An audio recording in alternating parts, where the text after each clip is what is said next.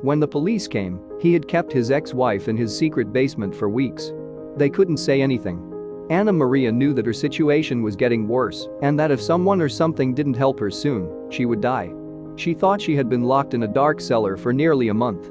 She was only allowed to see her captor once a day with a small amount of water and a hard loaf of bread, which only made her feel better for a short time before making her feel worse about how hungry she was. She hadn't seen the sun in over a year, hadn't washed, and wanted to breathe less stuffy air. But everything seemed so far away now that the memories were blurry, and she sometimes went crazy, thinking that the life she was missing was just a dream. She had never imagined herself in this situation, and she didn't know how she got there. Trying to remember who she was before everything happened was the only thing that kept her from going crazy. Anna Maria was a young lawyer with a bright future and big dreams. She was also very determined and had always put herself first. She had a great sense of self-worth everywhere she went, and she always seemed to be lucky because she seemed to be able to do anything she decided to do. She was used to being in charge of whatever situation she was in, and her friends trusted her completely. She knew that any plan Anna Maria had in mind would work because she would make sure everything went well. She also had such a great personality that no one could stay around her for long. She could talk quietly or dance and be the life of the party, and when the situation called for it, her family made sure she had everything she needed. Anna Maria had no problems in college, and when she turned 18, her parents bought her a beautiful apartment. Her life seemed so great that neither she nor anyone else could think of anything that could go wrong. Anna Maria and her boyfriend had been together for 2 years. At the time, he was someone her family knew, and they had always tried to set them up. She never said no, because he was very handsome and seemed to have everything a woman could want. He was kind to her and never made her feel less important than he was. He also made sure that everything they said to each other was honest and true. Anna Maria thought she was happy and that nothing could make her life better until she met Julian, but she soon realized she had been tricked. Julian was a lawyer his whole life, just like her, and he knew what it was like to have the same comforts and social standing as her. At first glance, he seemed stylish and handsome, with a personality that was a lot like Anna Maria's. But he had a dark side that no one knew about.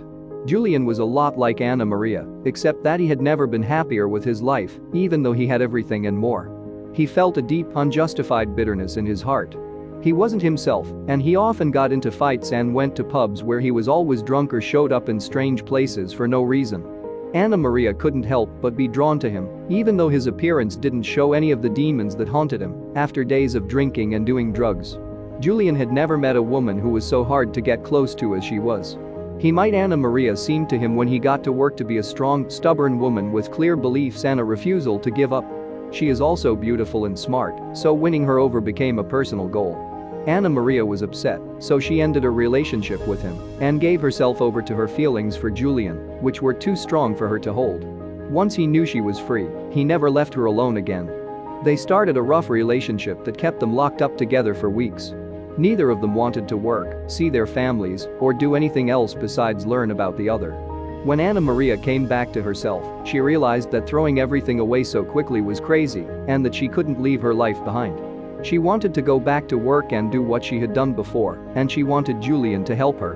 But that was when the first signs of trouble started to show.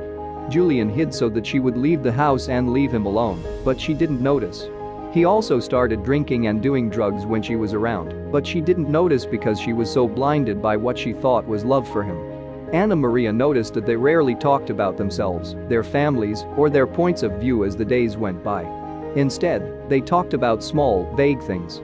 So, when she asked them to talk about something more serious, they talked about small, vague things.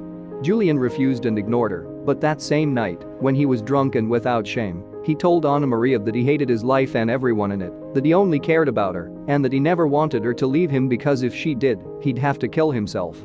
Anna Maria should have been able to leave that relationship sooner after making such a strong statement. However, when they were together, everything else faded away, and he made her feel like she was on top of the world. This led her to believe that Julian was the love of her life and that she had to fight and make sacrifices for him, like spending less time with her family or adjusting to Julian's weird schedule so they could spend more time together. Anna Maria's friends knew she was in a bad relationship that could be dangerous, but when they tried to tell her, she ignored them and even said that he didn't want her to be happy because she thought she was finally herself.